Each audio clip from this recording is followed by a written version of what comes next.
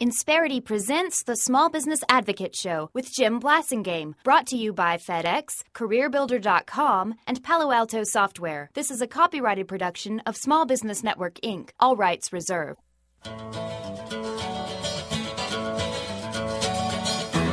Talkers Magazine calls Jim Blasingame one of the best talk show hosts in the industry. Now remember, I do my best work when I'm being worshipped as a god. He's Jim Blasingame, the small business advocate.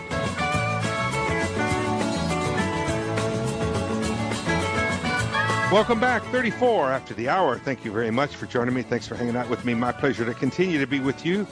If you just tuned in, welcome aboard. We're glad you did that. If you've been listening already, as you know, we consider that a sign of high intelligence. And you're going to be glad you're hanging out with me because Connie Certusi is back on the show. Connie is a good friend of ours. She's one of the vice presidents over at Sage, their organization that I've been telling you about for years. The products that they offer, all the different things that they do, the products that we use of theirs that we've been telling you about for a long time, like Peachtree and ACT and some of those other things. But one of the things they do every so often, several times a year, they do a survey. They poll their customers. They've got hundreds of thousands of maybe millions, I don't know, of small business owners just like you and me out there that they talk to on a regular basis about their business, and they poll them periodically to ask them about how the economy's going and other things like some of the political issues that are happening. And they've got their new election 2010 survey that's just out right now, and we're going to get Connie to talk to us about that. Connie Certusi, welcome back to the show. Hi, Jim. Thanks for having me back. It's good to have you back as always. Thanks for being part of our day, and thanks for doing the good work on this survey. Congratulations to you and your team there, Amy Ertley, and all the folks there who do a good job on this survey. One of the things that interestingly now, you guys wanted to know how your customers felt about some of the public policy things that are going on these days.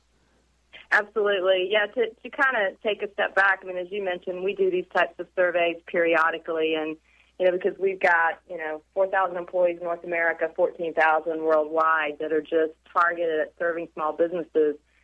We think it's our job and it's our role, and we're committed to really understanding what keeps them up at night and what their challenges are. And given the political environment and the economy, that's really what really prompted the survey. It's our goal to really be the voice of the small business community as it relates to what we do. I'm glad you're doing this, Connie, because it's really important that small business owners understand that we've got we have an incredible amount at stake in the decisions that are made in the capitals, the state capital, the local, city, county offices, the state capitals, the national capital, Washington, D.C.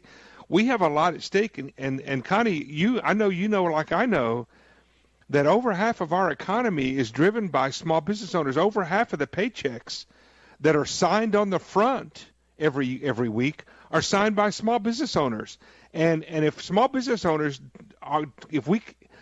we have to get them involved and aware of the things that are happening in these where these decisions are being made, because Connie, small business owners don't have the organizational structure that unions do and that some of the big companies do. And we have to make them.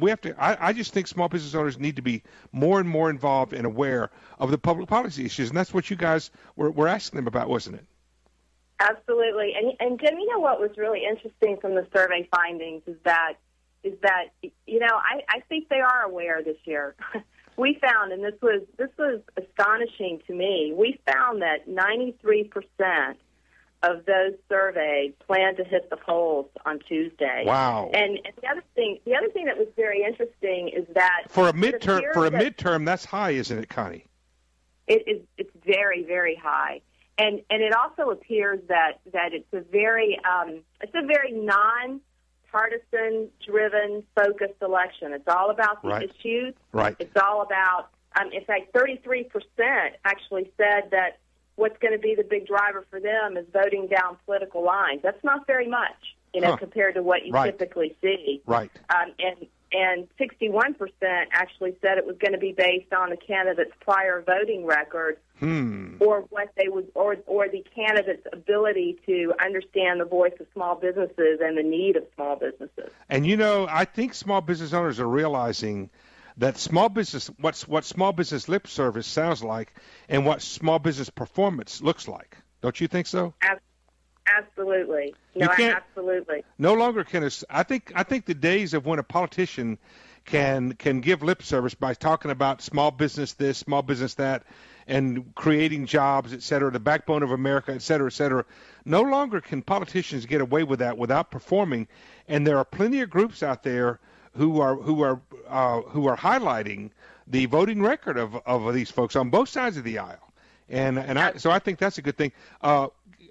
Connie, where can this survey be found online? Is it posted yet? Yeah, it is on the Sage North American site. Right, okay. So if you go to sage.com or if you go to sagena.com, you can see the full survey. And we're going to get into the details of this survey if we come back after this break, folks. Some very interesting stuff.